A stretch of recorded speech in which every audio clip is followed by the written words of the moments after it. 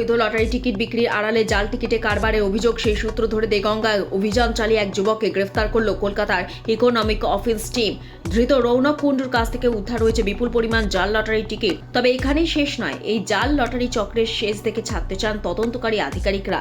দেগঙ্গা বাজার এলাকায় বৈধ লটারি টিকিটে আড়ালে জাল টিকিটে কারবার চালানো হচ্ছে এমন অভিযোগের সূত্র ধরে তদন্ত শুরু হয়। তদন্ত চালিয়ে যে তথ্য উঠে আসে তার ভিত্তিতে কলকাতার ইকোনমিক অফেন্সের বিশেষ দল দেগঙ্গায় অভিযান চালায়। দেগঙ্গা মাছের বাজার সংলগ্ন নিজ বাসভবন থেকে রৌনককে গ্রেফতার করা হয়। তল্লাশি চালিয়ে তার কাছ থেকে উদ্ধার করা হয় বিপুল পরিমাণ জাল লটারির টিকিট। পুলিশের প্রাথমিক তদন্তে জানা গেছে, বৈধ লটারি ব্যবসার আড়াল ব্যবহার করে জাল টিকিট বাজারে ছড়ানো হচ্ছিল। ধৃতের বিরুদ্ধে বিএনএস এবং লটারি সংক্রান্ত আইনে মামলা রুজু করা হয়েছে। তাকে আদালতে পেশ করে পুলিশ হেফাজতে নেওয়ার আবেদন জানিয়েছে। তদন্তকারীদের অনুমান, ধৃত রৌনক শুধুমাত্র খুচরো বিক্রেতা কিনা তা নিশ্চিত হতে তাকে জিজ্ঞাসাবাদ প্রয়োজন।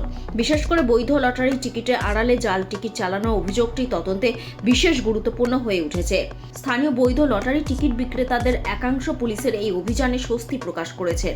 তাদের দাবি, জাল টিকিটের কারবারের ফলে বৈধ ব্যবসায়ীদেরও সমস্যায় পড়তে হচ্ছিল। পুলিশের অভিযানের ফলে এই ধরনের বেআইনি কারবারের হ্রাস টানা সম্ভব হবে বলে তারা আশা করছেন।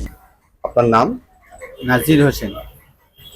আর আপনার প্রতিষ্ঠানের নাম কি আছে? নবদিশা এজেন্সি, দেগঙ্গা বাজার। প্রতিদিন একটা শোনা যাচ্ছে যে কিছু ফেক টিকিট বিক্রি করতো কেউ, তো তাকে নাকি পুলিশ অ্যারেস্ট করেছে। এই বিষয়টা আমাকে যদি বলেন। টিকিট একাধিকবার বিক্রি হতো। আমরা অনেকবার কমপ্লেন করেছি থানাতে, কাজ হয়েছে, মাঝে পড়ে কাজও হয়নি। কিন্তু গতকালকের যে কাজটা হয়েছে, অনেক বড় কাজ হয়েছে, অনেক বড় জনই একটা অ্যারেস্ট হয়েছে। আশা করি এলাকাতে আর কেউ সাহস পাবে না ওই ফেক টিকিট বিক্রি করে। মানে ইনি কি বিক্রি করতেন না এজেন্ট ছিলেন? ইনি এজেন্ট ছিল, মানে সব জায়গায় সাপ্লাইও দিতেন? ইনি অনেক জায়গায় সাপ্লাই দিত, সব জায়গায় নাও, অনেক দূরে দূরে উনি সাপ্লাই দিত। এটা কি বর্তমান সরকারের যে জিরো টলারেন্স নীতির পরিপ্রেক্ষিতেই কি এটা ঘটানো সম্ভব হলো?